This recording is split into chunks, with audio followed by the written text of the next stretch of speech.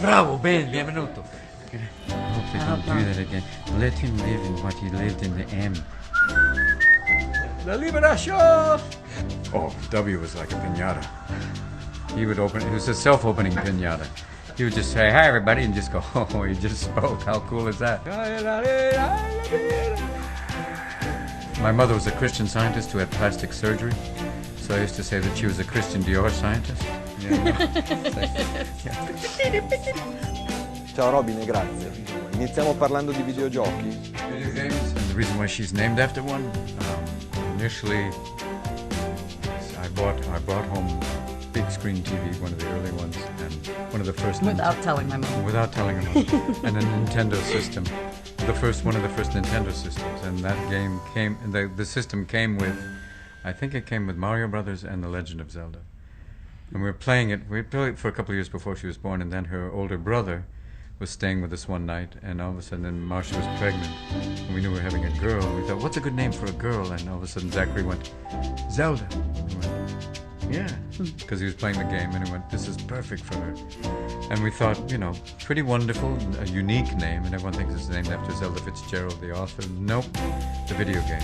Which actually at that time was when I was doing all of the archery and stuff, so I was like, yes, this makes sense. She knows. Because I always did sports like that where it was, I still do archery and riflery almost twice a week, 3 times a week, and so it's like, it ended up being a name that really suited me, but you don't think that it's going to at first when your parents name you after a video game, but I like it a lot. Qual è il tuo film preferito di Robin Williams?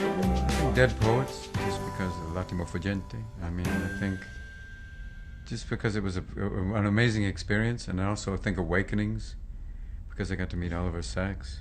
Oh yeah. And I mean, in terms of cartoons, Aladdin, just because it was this total free-range experience about doing an animated voice and doing 40 different characters. So for me, it was kind of like, oh, what a gift to have that fun. Only an Oscar. Well, you have a Grammy as well. I have Grammys, I've got Emmys. SAG Awards. He has many. It's pretty extraordinary when you're there and they call your name and then all of a sudden you realize, We were all watching at home as well, my brothers and I. And my mother was there and I forgot to thank her, and even Sigmund Freud went, whoops. Well, that was the funny one.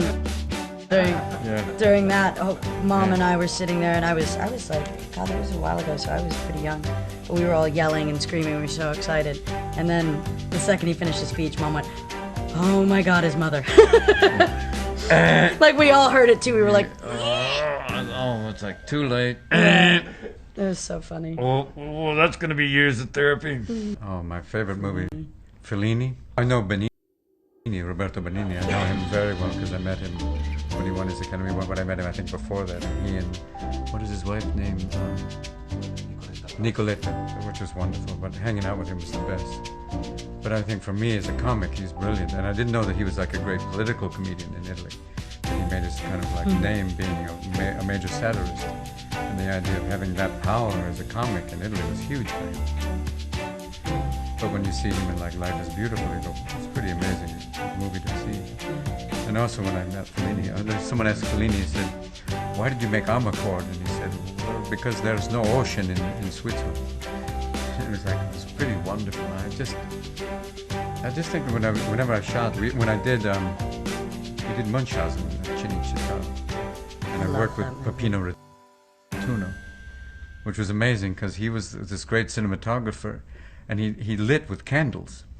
One of the scenes, he had 10,000 candles in this giant theater, this kind of bombed out theater supposed to be in the city. And I remember at one point he was looking around, and this poor little guy had to go around, Johnny, lighting candles.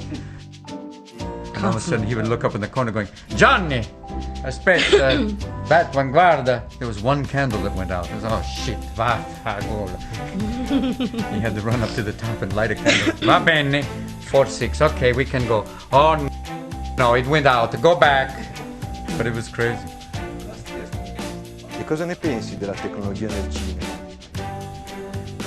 It's improving daily, every day. I mean, the idea that with the CG, with the things, the holy grail for technology in terms of CG is the human eye. That's why we still exist. There's something called the uncanny valley, where if something looks human but is not human, the closer it looks to being human without being human, it makes people upset. Big time. And in fact, it's why when there was all of these movies that came out that were completely motion capture CGI, where they didn't also have human characters, but they were all played by actors, children would cry because they looked like reanimated corpses. Yeah. That's the issue is they haven't quite figured out yet how to put the soul behind the eye. And it's But the second they do that is the second that actors become defunct. Thank you. And I really hope they don't figure it out, to be honest. The reason that movies like Avatar work, and this is no disrespect to the filmmakers, is because the CGI is amazing, but they're not human. The only reason that people were able to watch that movie is because they were 10-foot-tall blue cat people that were mostly naked. Not bad for a weekend. Fate uso dei social network? I don't. She does. She's great. We both have fake Facebook accounts because neither of us are on Facebook. I hate that site. No offense to Facebook, but I'm on Twitter, which I love. It's very fun because it's kind of silly. You know, it's 140 characters. I find that a lot of people take it very seriously, but I actually just do it kind of for fun, for shits and giggles. Like, I'll post pictures of my dog doing stupid stuff. That'd be a great website, shitsandgiggles.com. I think there is one called Shits and Giggles. I'm sure. But I like the idea of social networking. I find people get too into it very much. Not for me at all. I'm totally inept at it. People always ask you to be on Twitter. I do, but I tweeted. I had one tweet. I'm on the road. That's it. I can't. Well, and I had to tell you about the guy. There was a fake Twitter account. Well, there was a guy that was going around saying he was me. He was using other comedians' quotes. Torniamo adesso ai tuoi inizi con Morte Robin Williams, un serial molto famoso anche in Italia. It was fun for me. It was just this weird thing that was like an accident. I did the initial one, which was a one episode for Happy Days. And then all of a sudden that ended up being that Paramount had a deal with ABC that they had to honor, so they threw together the series with Pam and I. And it was pretty crazy. I mean, it was like this. It was like winning the lottery. It was like, I didn't know it'd be that funny or that popular, but I guess it was just... You didn't know Lady Gaga would steal your ship idea? Did she really? Use Oh, yeah, the she egg? entered the VMAs in an egg. Bitch! Everyone got mad at me because I was like, really? You're going to steal that from Mork and Minnie? And nobody else had, obviously, kids my age haven't seen the show. So they were but like, all these people were what like... do you mean? Because Lady Gaga's fans get like super up in arms. They're like, she is God, she is God. And I'm sitting here like, but she stole this from Dad. I came down in a huevo. Huevo cosmico. Com'era il saluto nano nano in originale? Yeah, same in English. Nanu nanu. It doesn't mean anything. I found out it meant in Tagalog, which is a Philippine dialect, it means midget, midget. Yep. Nanu nanu. And there's probably little Philippine midgets going, Why are you calling me? Salamat bat kinder. what? I did not mean that. No. Why are you call for little people? What are you doing? I will kick you right in the genitals, in the cojones. Penga. Tra i tanti commenti alla notizia della morte di Robin Williams mi sono soffermato in particolare su uno, che recitava esattamente le seguenti parole. Perché siete così tristi per la morte di un attore plurimilionario e vergognoso? Dovreste piangere anche per tutti quei bambini che muoiono in Africa o in Iraq. Allora, questa domanda secondo me non tiene minimamente conto di una cosa. La vita di ciascun essere umano è costruita da attimi e da ricordi. E chi, come me, ha vissuto fin dall'inizio la carriera di Robin Williams, seguendo per esempio il suo personaggio di Mork nel telefilm, e poi in seguito con L'Attimo Fuggente e tanti altri film, ha creato assieme a Robin Williams una serie di ricordi e di attimi della propria vita, probabilmente anche felici. Quindi la scomparsa di questo attore non rappresenta solo la fine di una vita umana, ma anche in un certo senso la fine, o così molti possono rappresentarla, di una parte di sé, dei propri ricordi, del proprio vissuto felice. Ed è questo che rattrista, l'aver perso una parte di noi, cosa che non può avvenire per uno sconosciuto che magari muore in un incidente stradale. Non possiamo essere coinvolti allo stesso modo perché non abbiamo dei sentimenti che in qualche modo sono legati alla scomparsa di quella persona, mentre un attore, così come un musicista, probabilmente ci ha accompagnato in momenti del nostro passato, e più questi momenti sono legati all'infanzia o istanti felici, maggiore sentiremo questa perdita. Io non mi sono soffermato molto sul parlare di Robin Williams, ho preferito che fosse lui stesso a parlare della sua vita nell'intervista che vi ho mostrato.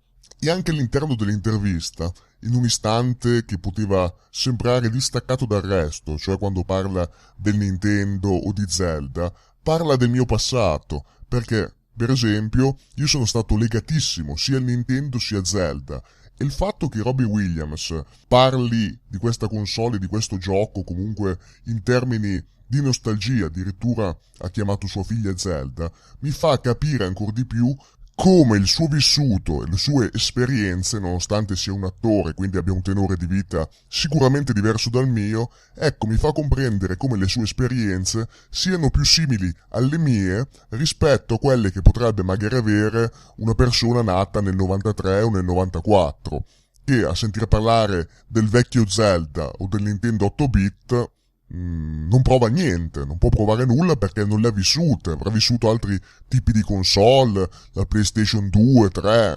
l'Xbox, tutte console che per esempio a me non dicono niente perché non vanno a colpire quei ricordi della mia infanzia, della mia adolescenza.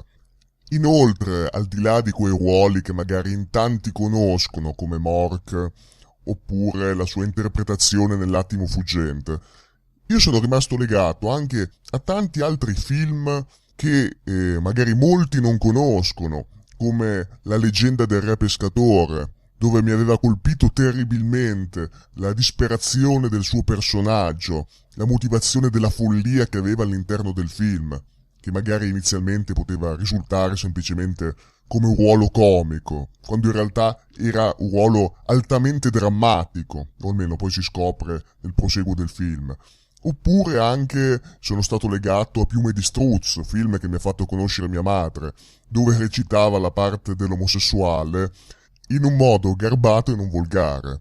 Ad ogni modo, ogni volta che in un film vedevo comparire il volto sorridente di Robin Williams, ero contento, mi trasmetteva una simpatia immediata. Aveva il viso di una persona gentile e disponibile, di una persona buona, insomma.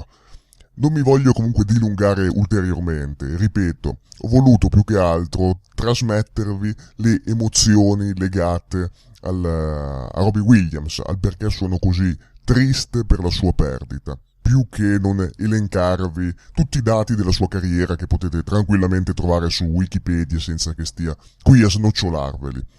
Confido unicamente che questa grossa perdita possa servire ad avvicinare alcuni dei più giovani ai film di Robin Williams, perché è stato veramente un attore geniale al di là di tutto. Quindi addio anima gentile e un saluto amici deviati.